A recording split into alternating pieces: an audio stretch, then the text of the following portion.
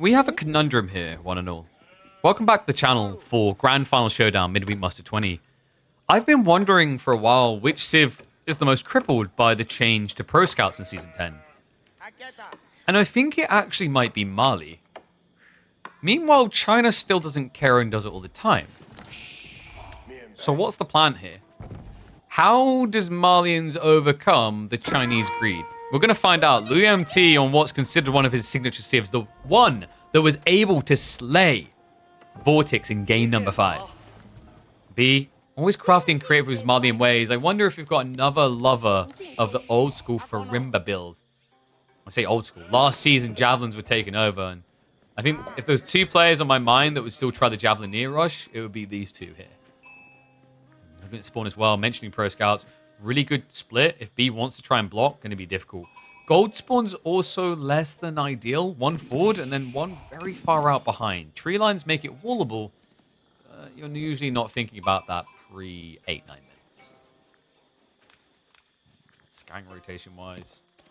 loueMT, I love this. He immediately went to check on what the type of spawn was that he's working with here to know about his options. And that is a horrific rotation for B. Where are the sheep? Oh my god, what? Okay, so he cut across here, so he definitely overlapped a bit. But look at his rotation. Here. He got nothing. What? Please find something. Okay. He's doubled his sheep, guys. Tripled his sheep. Okay. I was starting to worry for him. I've seen these type of games on Dry Arabia. We like to say it's the most balanced maps that's available, but in some ways it's actually the most unbalanced when this happens. So it at least makes it a bit better. loueMT is statistically expected to be ahead on sheep. If you pull Chinese games, they should always, on average, have the lead because they see sheep quicker. And he has got more back hit. That sound was clapping. Dude, like, whoa, that was a clap. Can you get your mind out of the gutter? All right. Ones if you think Louis is going to see this, twos if you think he isn't. You're going to have to be quick on your bets. Nah, that doesn't look suspicious. That literally... that doesn't look even remotely suspicious. Don't worry, Cheryl. They'll never find us. I can't believe that. Robbed. Those sheep will probably still be alive when the game is over.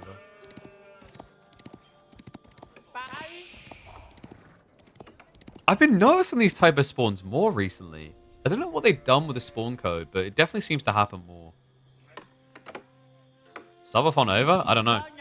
Sounds like perfect opportunity to drop subs here. Wait, is B going to do it too? Don't worry, Sherry. They'll definitely never find us. Okay, I'm done making that joke. So B is going to lane the deer. That's smart. Louis could come by and shove this in to make Pro Scouts a lot more efficient. That shove-in, by the way, is so much more important now with the nerf to Pro Scouts. How does B want to follow this up? Okay, it's going to be stable. Is he going Pro Scouts as well? I wondered if Malian would still do this, but B has been one of those players holding on to Pro Scouts. You have to remember, this is the psychopath that would do Ottoman Pro Scouts last patch when no one else really liked it. Would even make it work. And this is cool on timing, because you start pushing out the scouts, and then by the time they're in position, like Pro Scouts is going to be maybe 20 seconds out. And in the meantime, your scouts block the enemy scouts. So Louis, correct call, is going to have to react with Rax. I thought the extra efficient would see it. Yo, like... Okay, so I'm going to let you in on a lesson here in life. You can have like binoculars, but it can't see around a wall. So that's the problem.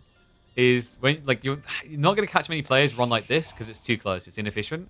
Normally players, because of the scouting vision, they're going to want to run like this to maximize efficiency of checking for things. So if you run like this, like there's just no real angle in which you see into this tree line, because Chinese scout vision is big, but it's not like I see from here to here big. Even if you did, if you just do like basic trigonometry, you like here wouldn't see. To see these sheep, you would have to be here.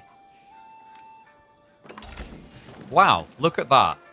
I somehow made this game about math. Yeah, RTSs are actually a lot about math. Why do pros like Dry Arabia? There's barely any wood. Right? I mean, there's only like 50,000 plus wood here. It's so lame. Everything is about math? Oh, don't be that guy who tries to argue that hockey is just maths. I mean, it is, but like at the same time, if you're just like a full math nerd and you don't actually know how to swing a stick, you get into the ring, you're just gonna get bullied. You know when you get that person like, ice hockey is simply math, and then they just get ripped into. Don't be that guy.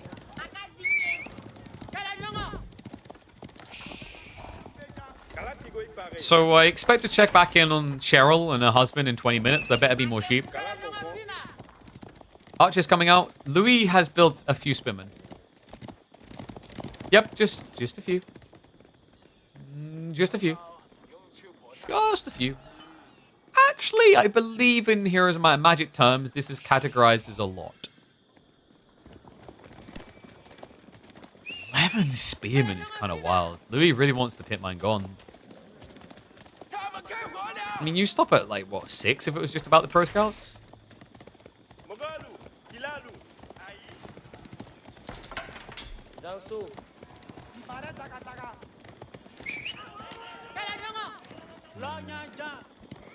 I mean, it's fine if Louis can now just pull the deer away, which technically he should be able to. If the horsemen start showing up, the archers feel uncomfortable here. B only has a single Donzo. Spear blob. It's just gonna A-click in. Expensive. I don't know, I'm not liking this opening from Louis right now. He looks like B read straight through it. 6 archers good enough, and now you just switch Donzo. Because you don't really need to commit to your opponent. Right now, Louis is trying to commit to you. So you don't need as many troops, because it's always that classic of like getting on top of your opponent is much harder than just defensively retreat. loueMT gonna grind, stream for 9 hours off this grind ladder? Only 9 hours? What kind of like lightweight stuff is that? That's not the Louis I know. 24-hour stream, mate. Wish we had more AOE4 streamers. Blade, how many hours do you put in? Like, you can't say that when you could be streaming more. Oh, Blade. Come on. Where's the 14-hour stream? Why is Faye carrying your region? I mean, I'm sorry, Wham, but it's true. Like, Faye streams more than, like, the rest of NA combined, I think, at this stage.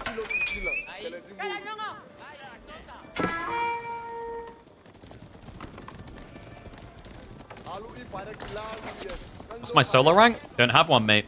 Technically, it's infinite rank. That's how that works. Okay, so overall, B's doing pretty well in the Pro Scouts pool. Louis is going to go back for his own now, but it's got to feel bad. Like, you pushed in and did you get much? You technically got space for your own Pro Scouts. So it's not outrageously bad. B's switching javelins. I'm sensing the possibility of a rip.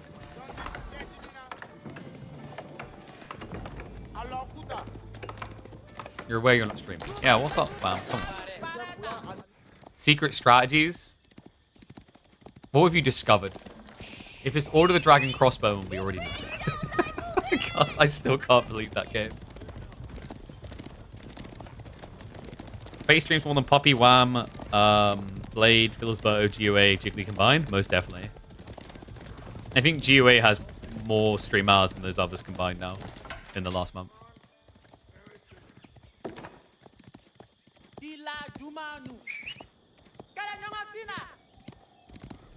You just wouldn't know it because the only hours Faye's usually not streaming is like usually when KPMM happens.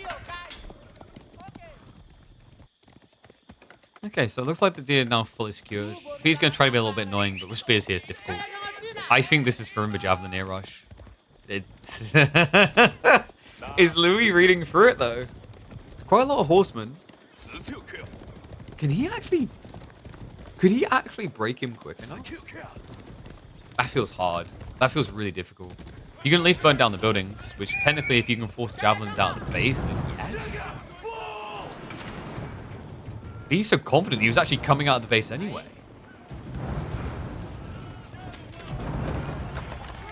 He's going to show up. Lou will have to back away. He doesn't have Steel Arrow yet. Big edge if he rushes this, which he is. Supervision's coming in, so have the double B-Smith advantage.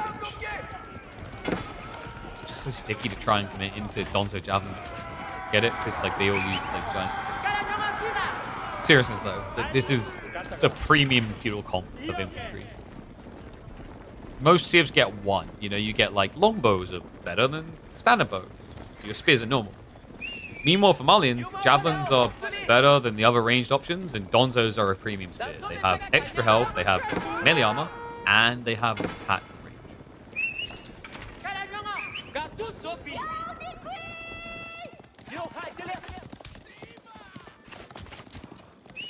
Cover to the north side. Is Louis getting baited here? Because B's creating a lot of space with this move. Look at what he's prepping.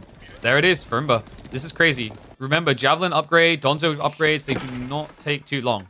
They're 30 seconds. And then the Farimba, you get the Javelineer status in, is it 10 seconds? 10 or 20. I think it's 10. He's going to bounce him though. Here we go, Horseman. Pull him across the line. Beautiful engagement right now for Louis. He's going to wrap around now. There's a handful of Donzos being left over to try and defend against this, but there's way too much cavalry. Louis threads the needle. He gets in.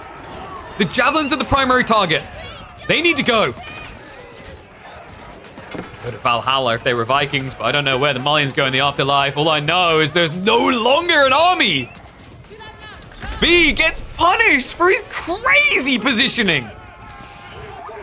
Tech up complete, but Louis now has an attack point in mind. Likely going to start saving up. Maybe, but right now he seems more interested in sending it. Why did he fight there? B thought he'd have time. The Javelineer, look, it already teched in. It comes in fast, so he wasn't expecting Louis to rush north that quickly. The whole goal is if you're at home, your opponent's still going to dive you in theory. He didn't even stop the tech up. B with a full reset. Not much military to flex here. You rush your racks just to try and survive. Archers. Quickly clean up the Donzo. This looks over. How does B actually survive this? Horsemen are going to dive to the back. Javelins in trouble. And the villagers are going to scarper to the east side, but they were scouted, so that's going to be a chase. Horsemen left over to deal with the Javelineers. loueMT is not letting up. Horsemen also find the villagers, but there is textiles, so we'll be able to hold there. The archers, however, are going to murder. B. Remember, this is Farimba. He does not have branch economy. Louis with the body blocks. Slows it down. Okay, so expensive die for Louis. Most of the cavalry is now dead. B is taking a heavy strike to the face here, but he's not knocked out. Yeah, and this is at the point where, like, I don't know if you can keep diving. Just a handful of Javelineers against a handful of horsemen. You can kite him. B, well, since it is about Javelineers, more gold, more merry. Crazy. It's also especially crazy strategically from the player style. Louis has that reputation. He loves his late game. Doesn't look like it here, though. He's playing full blocker to it. With a civ that arguably should love late game.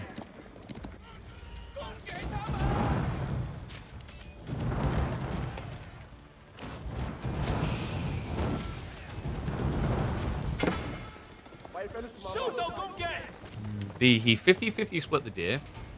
So it's not like a dominant economy to get mass javelins. If he has one pump, if he hemorrhages them again, it's like over. But right now, Louis, he stopped playing for Castle Age. So this is going to give breathing room for B. Don't be baited, guys. It is 4x army, but it's 4x army and feudal. Which means a lot of them die on the TC dive. That's the problem. He's definitely starving. There is an argument that if Louis kept playing feudal, your opponent runs out of food, but it's Malians, so cow. They never really run out of food. This is much safer. I think Louis could actually just rush relics. He has full map control. 800 wood. I would even actually kind of like double monastery. But like you don't need it with China. One monastery is good enough for supervision.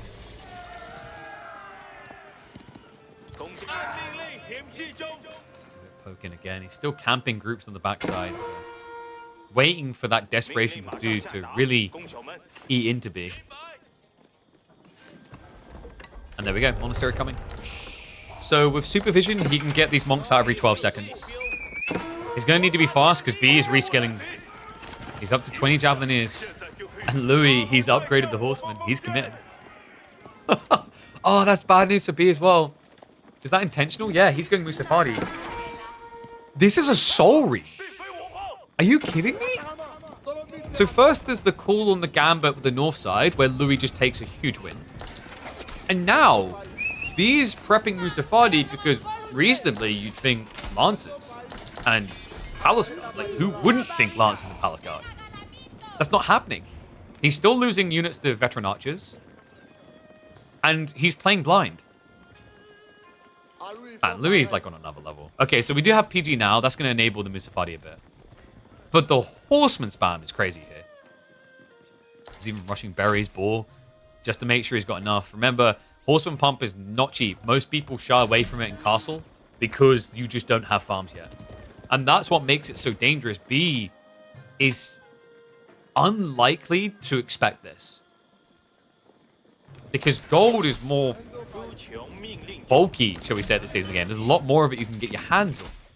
So Lancers being 50% of the costs, being a cavalry instead, being better individual units for doing multiple things, makes sense.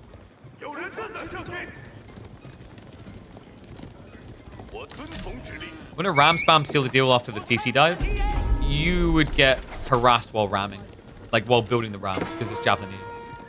You've got to remember that javelineers are not javelins. They are very different. The poison is actually the smaller detail. What matters is the movement speed. 1.38 is crazy on these units.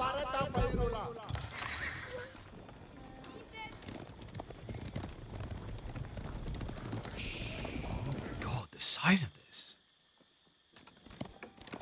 B has got some scouts moving out, so he might get a whiff of it early. If he doesn't, I think if Louis just reaches critical mass, this dive's going to probably end B. 25 horsemen enough against 36 javelineers. From a balancing standpoint, it should be. That's the undermesh too as well. Does reveal himself. Now remember, B didn't really want to go Donzos because archers were still showing. So now coming home. Hard fight to try and fish for. That mobility. Allows him to easily mirror for now. Cocktail Springalds? Yeah, I think they're less impactful against javelineers.